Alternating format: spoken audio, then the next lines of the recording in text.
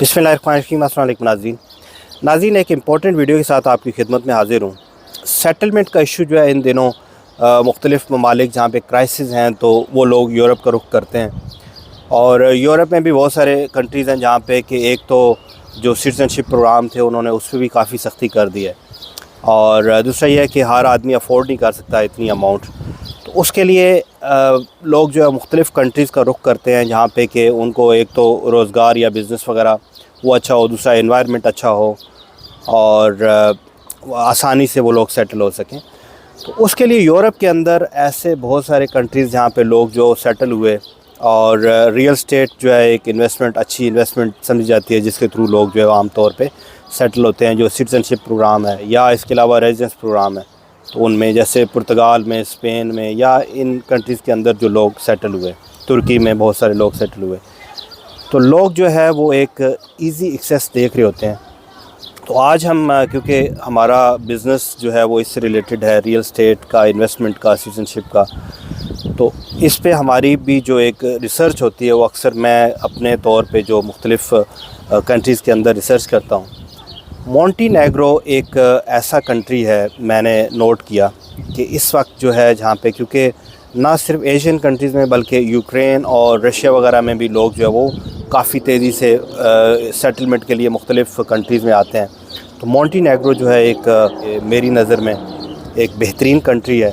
एक तो ये खूबसूरत मुल्क है, बहुत वेदर भी यहाँ का बहुत प्यारा है, और उसके अलावा यहाँ पे सेटलमेंट के लिए इस वक्त जो क्राइटेरिया है वो काफ़ी इजी है। जो लोग यूएई में हैं वो भी देख रहे होते हैं सेटलमेंट या इन्वेस्टमेंट। उसके अलावा यहाँ पे लोग जो है यूरोप के अंदर इन्वेस्टमेंट, क्योंकि महफूज इन्वेस्टमेंट समझी जाती है, एक टूरिज़म यहाँ पे काफ़ी डेवलप है, तो लोग रियल स्टेट इन्वेस्टमेंट के लिए भी देख रहे होते हैं। तो मेरे ख़्याल में मोंटीनेग्रो एक ऐसा कंट्री है जो कि इस वक्त यूरोप के अंदर बिल्कुल, ये आप कह लें कि मरकज़ में है, बेहतरीन मौसम है वहाँ पे, और यूरोपीय यूनियन में भी ये 2025 तक यूरोपीय यूनियन में आ रहा है। और यहाँ का जो रेजिडेंसी है तो वो आपको रियल स्टेट इन्वेस्टमेंट करने पे, और उसके अलावा कंपनी अगर आप बनाते हैं, वहाँ पे बिज़नेस स्टार्ट करते हैं तो आपको आसानी से मिल जाती है।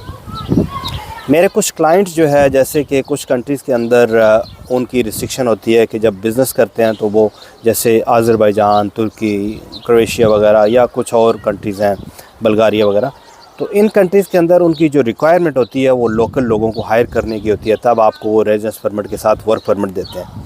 तो मोंटीनेग्रो में ऐसा नहीं है। मोंटीनेग्रो में आप कोई भी रेस्टोरेंट या कंपनी या बनाते हैं तो उस पर आप कर सकते हैं। आल्दो के बहुत तेज़ी से वहाँ पे लोग जो रशियन, यूक्रेनियन वगैरह लोग आए, तो उस वजह से किसी हद तक जो है वो बिज़नेस के लिए उन्होंने सख्ती की हुई है कि आप लोग यहाँ पे फ़िज़िकली बिज़नेस बनाएं, तो उसके बाद वो आपको रेजिडेंस दे देते हैं।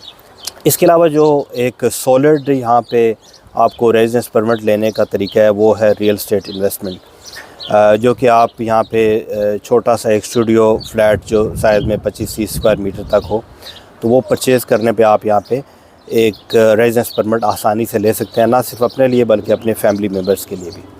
और उसके ऊपर आपको यहाँ पे बिज़नेस या जॉब करना अलाउड होता है। आप यहाँ पे बिज़नेस कर सकते हैं। टूरिज़म इंडस्ट्री में यहाँ पे बिज़नेस जो है वो बहुत अपॉर्चुनिटीज़ हैं। जैसा कि आप देखें तो जो फूड इंडस्ट्री है, या इसके अलावा जो भी जो टूरिज़म के लिए जो लोग आते हैं, तो हैंडी क्राफ्ट्स वगैरह की शॉप्स, तो इस तरह के जो बिज़नेस है यहाँ पे वो काफ़ी अच्छे चल सकते हैं। इसके अलावा मैं यहाँ बताता चलूँ कि जो मोंटीनेग्रो है इस one of the most beautiful country है, जो इस वक्त जो है टूरिस्ट के लिए अट्रैक्शन रखता है, यूरोपियन टूरिस्ट के लिए।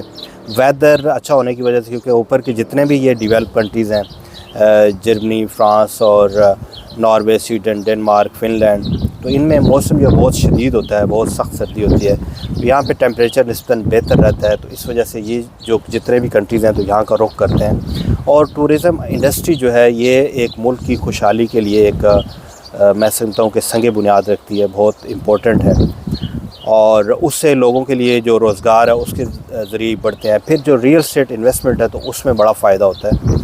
जो रियल स्टेट इन्वेस्टमेंट है वो बूम करती है, ग्रो करती है, और उसमें लोग जो इन्वेस्टर होते हैं उनको फ़ायदा होता है।